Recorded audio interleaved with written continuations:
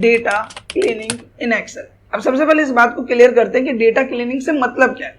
देखो नॉर्मली अगर आप ऑन स्क्रीन ध्यान दोगे तो आपको यहाँ पे एक मैसअप में डेटा नजर आ रहा होगा जो कि आपको काफी किचपिच तौर पे यहाँ नजर आ रहा होगा। इसमें देखोगे अगर आप गौर से तो यहाँ employee ID, staff, father's name, address, काफी सारी चीजें। एंड कई बार क्या होता है कि जो क्लाइंट होता है वो हमें इस तरीके का डेटा भेजता है, या फिर अगर हम कई बार ऑनलाइन पोर्टल से डेटा उठाते हैं तो भी कई बार हमें डेटा इस तरह से मिल जाता है। अब डेटा क्लीनिंग से यहाँ पे क्या मतलब है? डेटा क्लीनिंग से मतलब यहाँ पे यह है कि इस डेटा को प्रॉपर वे में रिफाइन करके एक अच्छे वे में रिप्रेजेंट करना, जिसमें इस डेटा को इजीली समझा जा सके और आसान वे में समझाया भी जा सके, कुछ इस तरह से।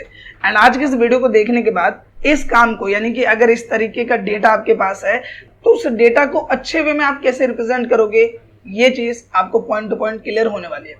नो डाउट कि अगर आप एक एक्सेल यूजर हो तो आज का वीडियो आपके लिए बहुत ही ज्यादा इंपॉर्टेंट होने वाला है। आपसे बस इतनी सी रिक्वेस्ट है कि अगर ये वीडियो आपको यूजफुल और इन्फॉर्मेटिव लगे तो प्लीज इस वीडियो को लाइक और शेयर जरूर करें। तो बिना किसी देर के शुरू करते हैं इस वीडियो को। अब नॉर्मल ध्यान देते हैं कंप्यूटर स्क्रीन पे। एंड सबसे पहला काम जो हमें यहाँ पे ये करना है कि ये जो पूरा डेटा है, ये अगर आप नोटिस करो कि अगर मैं ए कॉलम पे आता हूँ एंड यहाँ पे मैं क्लिक करता हूँ तो आप देखोगे कि यहाँ पे ये पूरा डेटा है। जबकि अगर मैं कॉलम बी पे आऊँ तो ये ब्लैंक है, यहाँ पे सी पे भी देखिए तो ब्लैंक है। आपको दिख जरूर रहा है क्योंकि काफी बड़ा डेटा है, लेकिन ये जो डेटा है वो सिर्फ और सिर्फ अभी एक ही कॉलम के अंदर आ रखा है। तो पहला काम तो ये है कि ये जो सारा डेटा एक ही कॉलम के अंदर आ रखा है, इन्हें अलग अलग कॉलम में सेपरेट करना। एक्सेल का मेन काम क्या है कि जो डेटा है उसको आप कॉलम वाइज अच्छे वे में मैनेज कर पाते हो, तो इस डेटा को हमें कॉलम वाइज सेपरेट करना है। तो इसके लिए आपको क्या करना है, सिंपली यहाँ पे कंट्रोल ए कर लेना है, जिससे आपका पूरा डेटा यहाँ पे सेलेक्ट हो जाएगा। अब यहाँ पे आ जाते हैं हम सिंपली डेटा टाइप में। एंड यहाँ पे एक ऑप्शन मिलेगा आपको टेक्स्ट टू कॉलम का, आपको इसमें आना है। एंड इसमें जो सबसे पहला ऑप्शन है डिलिमिटेड, इसको आपको सेलेक्ट कर लेना है एंड नेक्स्ट पे क्लिक करना है। अब देखो यहाँ पे एक पॉइंट पे ध्यान देना, नॉर्मली जो अभी मेरे पास डेटा है वो कोमा वाइज सेपरेट है। आप देखोगे यहाँ पे एम्प्लॉय आईडी लिखी है, फिर यहाँ कोमा दिया हुआ है, नाम लिखा है, फिर यहाँ पे कोमा दिया हुआ है। तो मेरा जो ये डेटा है उसको अगर हम सेपरेट करने की बात करें, यानी अलग अलग समझने की बात करें, तो हम किससे समझ पा रहे हैं? कोमा से। कई जगह पे यहाँ पे मान लीजिए कि सेमीकोलन यूज होता है, कई डेटा आपको ऐसा मिलेगा जिसमें आपको स्पेस मिलेगा, कई जगह टैब मिलेगा। फिलहाल हमारा जो डेटा है वो किस में है? कोमा में। तो हम यहाँ पे कोमा सेलेक्ट करेंगे कि कोमा वाइज ये डेटा सेपरेट है एंड आपको नेक्स्ट करना है। एंड सिंपली यहाँ पे आपको सैंपल देखने को मिल जाएगा। आप एक बार यहाँ से भी इसको क्रॉस चेक कर सकते हो कि डेटा आपका प्रॉपर यहाँ पे सही से आ रहा है या नहीं आ रहा है। फिर आपको सिंपली फिनिश पे क्लिक करना है।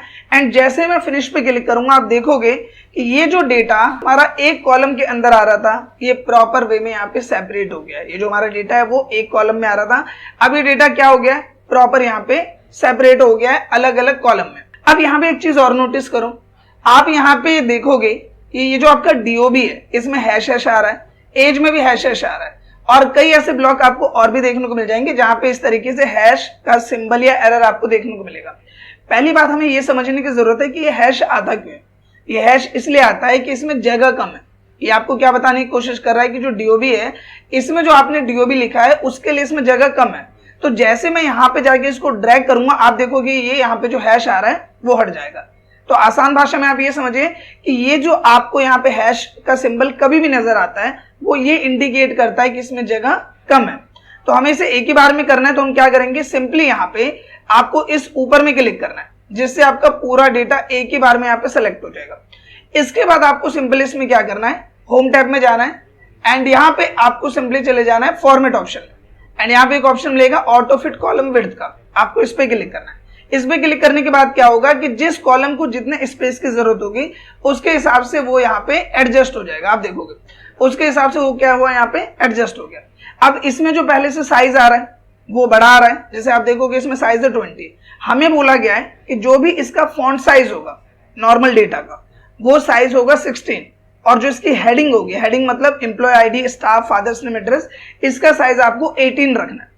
तो सबसे पहले तो मैं क्या करता हूं कि यहाँ पे जो साइज है वो रख देता हूँ 16, मैंने 16 साइज किया। इसके बाद जो एम्प्लॉय आईडी वाला सेक्शन है तो 1 पे हम क्लिक करेंगे, एक ही बार में पूरी रो सेलेक्ट हो जाएंगे। इसका साइज सपोज हमें कितना रखना है, 18, तो हमने 18 रख दिया। इसके बाद इसमें हमें कलर भी देना है, तो हम क्या करेंगे, इस पूरी रेंज को यहाँ पे सेलेक्ट कर लेंगे कुछ इस तरह से एंड सिंपली यहाँ पे गए एंड हमने येलो कलर इस पे अप्लाई कर दिया, इसको बोल्ड कर दिया ताकि इसका इंटरेक्शन थोड़ा और अच्छे से यहाँ पे आ जाए। इसके बाद हम पूरे डेटा को सिलेक्ट कर लेते हैं। जो भी हमारा पूरा डेटा है उस पूरे डेटा को हमें सिंपली यहाँ पे सेलेक्ट कर लेना है। तो ये देखिए पूरा डेटा मैंने सेलेक्ट किया। सेलेक्ट करने के बाद आप यहाँ पर इसे ऑल बॉर्डर अप्लाई कर दो, जिससे आपका डेटा थोड़े और अच्छे वे में यहाँ पे आ जाए। आप देखोगे आपका पूरा